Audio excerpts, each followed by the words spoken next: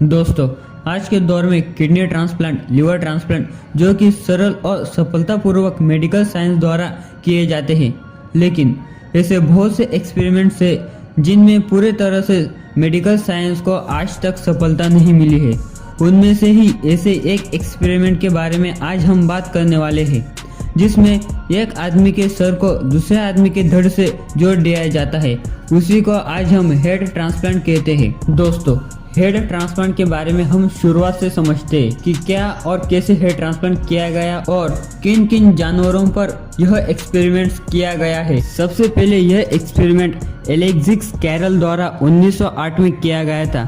Alexis Carol जो कि एक फ्रेंच साइंटिस्ट थे, उन्होंने यह एक्सपेरिमेंट यह डॉग पे किया था। इस एक्सपेरिमेंट को पूरा करने के लिए उन्होंने अपने सर्जिकल स्किल को बहुत हद तक इम्प्रूव भी किया था। वह डॉग सिर्फ कुछ ही घंटों तक जीवित रह सका, लेकिन इस कार्य को करने के लिए उन्हें नोबेल प्राइज से सम्मानित किया गया। फिर इसी तरह का एक्सपेरिमेंट 1965 में रॉबर्ट जे वाइट द्वारा किया गया था, जो कि एक सोवियत सर्जन है। उनकी कार्य प्रणाली कुछ अलग ही थी, क्योंकि उन्होंने सिर्फ ऑब्जर्वेशन के लिए कुछ एक्सपेरिमेंट किए थे। उस ऑब्जर्वेशन में उन्होंने ब्रेन एक्टिविटी को EEG के द्वारा डिटेक्ट किया था और बॉडी का मेटाबॉलिज्म किस तरह से चेंज हो रहा है और क्या क्या चेंजेस और चैलेंजेस आ रहा है, और उनके सॉल्यूशन भी निकाले थे। 2013 में एक साइंटिस्ट आए, सर्जियो कैनवेरो, जिन्होंने सबसे पहले हेड ट्रांसप्लांट किया। जी हाँ, कोई साइंस फिक्शन मूवी की तरह ही लगता है ना, पर यह सच में साइंटिस्ट ने करके दिखाया है, जिसमें एक आदमी के सिर को दूसरे आदमी के धड़ से जोड़ दिया जाता है। यह ऑपरेशन करना इतना भी सरल नहीं था, क्योंकि इसमें बहुत से चैलेंजेस डॉक्टरों को आए थे। उसी में से प्रमुख 3 चैलेंजेस को हम आज डिस्कस करेंगे। पहला चैलेंज, ब्रेन को ब्लड का कंटिन्यूअस सप्लाई चाहिए होता है, जिससे ब्रेन को ऑक्सीजन और न्यूट्रिएंट्स मिल सके। पर ऑपरेशन के दौरान ब्लड का सप्लाई कट ऑफ हो जाता है, यानी कि कट जाता है। इस वजह से ब्रेन सेल को बहुत हद तक डैमेज हो सकती है।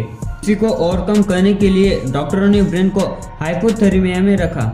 दोस्तों, हाइपोथर्मिया एक ऐसी कंडीशन होती है जिसमें हमारी बॉडी और ब्रेन का टेम्परेचर अचानक से कम हो जाता है, और इसी वजह से ब्रेन की सेल्स को कम डैमेज होता है। दूसरा चैलेंज, ब्रेन से निकली स्पाइनल कॉर्ड को दूसरे बॉडी के स्पाइनल कॉर्ड से अटैच करना। सुनने में जितना सरल लगता है, लेकिन प्रैक्टिकली करना उतना ही मुश्किल है, क्योंकि ब्रेन की स्पाइनल कॉर्ड की हर मसल्स को बॉडी के स्पाइनल कॉर्ड की उसी मसल्स को अटैच करना होता है। बहुत हद तक मुश्किलों भरा काम है।